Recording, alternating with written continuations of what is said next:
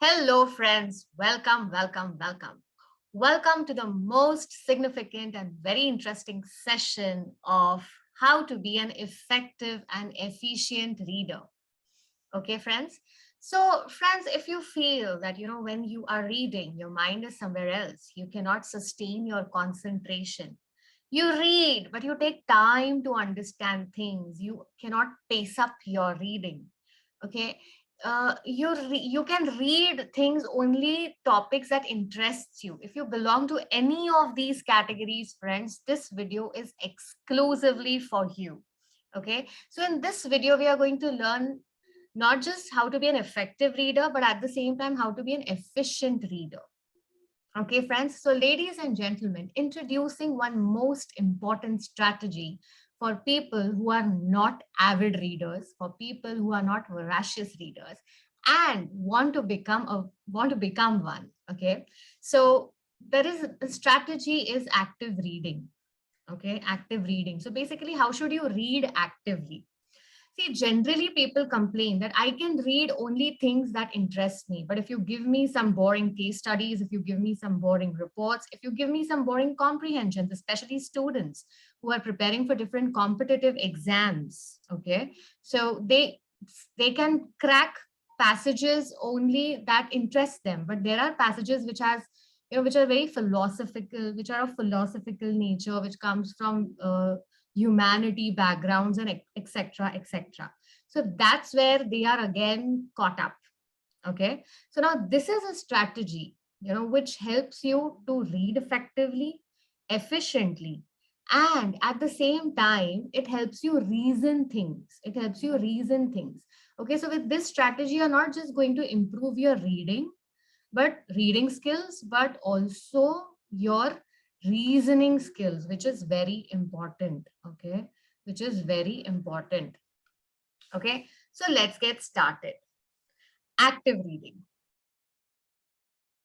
So, friends, you can pause this video for a minute or two. I want you to finish reading this passage. Okay, so I'll give you some time. I can give you some time actually. So take a minute or two, read this passage.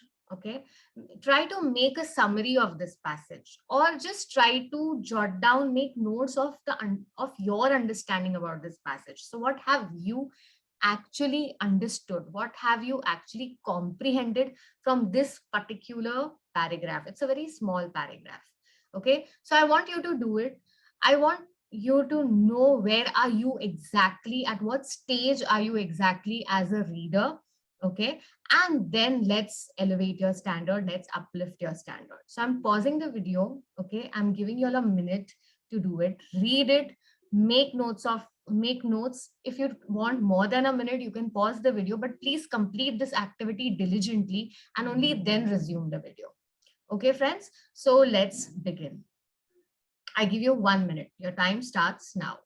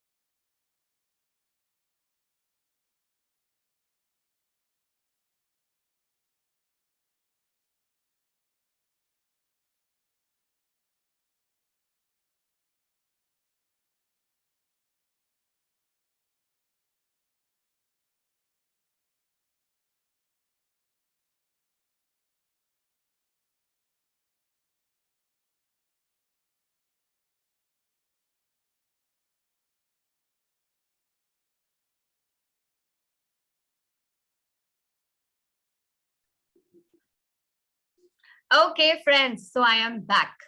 So I'm sure you have read it. You have tried, at least made an attempt to understand it, and you have also made your notes. Okay, so just a brief pointers wherein, okay, you can actually track whether what you have actually understood is the actual understanding of the passage or not. Okay, so let's begin. uh so now, this was your style of reading. Whatever you have done is your style of reading, and I totally appreciate that. Okay, but my job as your coach here is to help you uplift your reading standards. Yeah, so we have to grow up. So how can we grow up? There is a very effective technique called as the phrasing habit. Okay, the phrasing habit. Now, what is phrasing habit? Let's understand. Okay, can you say something on the screen? What has happened to the screen? What has happened to that small passage? Well, we have divided the sentences into small fragments, into small units. Okay, we have divided this passage, we have divided, in fact, not the entire passage, and in fact, even the sentences into small units and small fragments, right? Now, this is something which you can do absolutely as per your whims and fancies. Wherever you feel you want to pause, just pause, but pause. Okay. Now, when you pause like this, what are you actually doing? You are making phrases in the sentence. You are actually making phrases in the sentence. Now, let's see what happens when we follow the phrasing habit. So, the moment I put a pause here, and the moment I put a pause here, which means I am not just pausing literally on the screen or on the paper, I am pausing my brain. I am pausing my brain and channelizing it to the next idea. Okay, so let's see how it happens. Huh? Observe me very carefully. So I say elated by, elated by. Now, say for example, I do not know the meaning of elated, which is absolutely fine. Okay, I say elated by, okay, by what? I ask myself, by what? The newly enunciated, okay, the newly enunciated. Now, I do not know the meaning of enunciated. It is again absolutely fine. But by reading these 5 words in the passage, I got to know, I could comprehend that there is something new that is going to happen, or something new that is going to come up. Okay, so elated by the newly enunciated. 5 words I have read, I could understand nothing but something that is new, which is absolutely fine. Then new what? I ask myself. Okay, so I've paused here. I ask myself, what? New doctrines. I do not know the meaning of doctrines, friends. It's absolutely fine. Doctrines of what? Of evolution. Now, new something of evolution. Okay. So now, after reading so much, I come to know that I'm talking about new, something new that is pertaining to with regards to evolution. Now, if this should quickly hit me and take me back to my school days, oh, there is something of history that the author is trying to say. Okay, so something new of evolution, which means something in history that I had studied about evolution, and it's taking me back there. So something new with regards to evolution has come up. Now, these students saw, pause, pause, ask yourself, saw what? All cultures. Again, what? As stages. Okay, they saw the cultures as stages. Okay, then what happened? In a single line of development. So they saw the cultures as stages in a single line of development and assigned them to places. Now, them, what does this them stand for? This them stands for what? It's a pronoun. So what is the antecedent of this pronoun? What is this pronoun referring to? Please ask yourself. This pronoun is referring to cultures, right? These students saw all cultures as stages in single line of development and assigned them, which means assigned cultures to places in this series. Now, which series? This again is a demonstrative pronoun. It is demonstrating means pointing out at something in this series. So what is that series? On the simple basis of the degree to which, on the simple basis. Now, what is that basis? Ask. Okay. the basis is of the degree to which they differed from the European culture. Okay, so which means they assigned them to places. Them is what? Culture. So they were comparing every culture on simple basis, and they were just seeing how different is every culture from the European culture. Okay, the degree to which they again stands for culture. So the degree, like what was the difference between them, that is the cultures that they were seeing, okay, as stages. What is the difference between the culture that they are seeing, and they were comparing it with the European culture, and they were noting down the differences. Now European culture, okay, so yahan tak we have understood. Now let's go ahead. Which was blandly assumed to be? Now which is a relative pronoun, friends? Relative pronoun.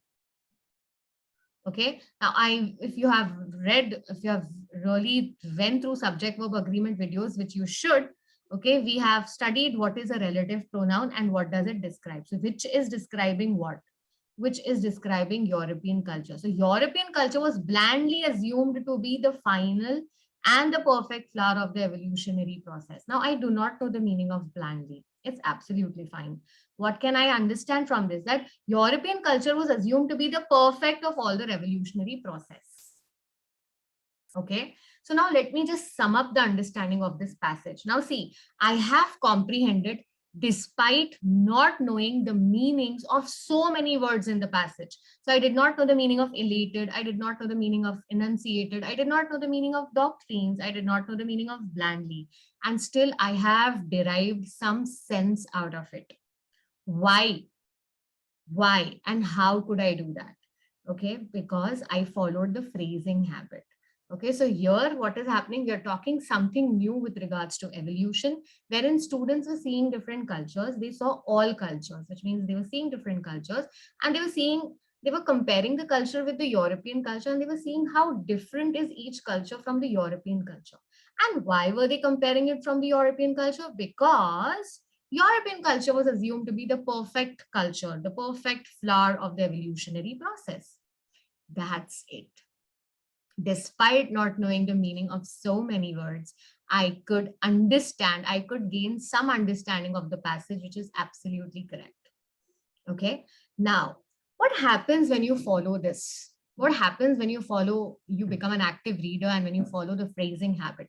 Firstly, as students, you come to know what have you understood, and secondly, what have you not understood. So if you are, questioned, especially when you're dealing with reading comprehensions on parts that you have understood, you can deal with it. And on the parts that you haven't understood, leave those questions as it is. If you're preparing for competitive exam, most of the competitive has a concept of negative marking, and even if they do not have a concept of negative marking, do not waste your time on it, because you have too many other questions to solve, which you can. Okay, so gives you a clear cut bifurcation of what you know and what you do not know. So capitalize on your strength, capitalize on what you know, and forget about things that you do not know. Okay, now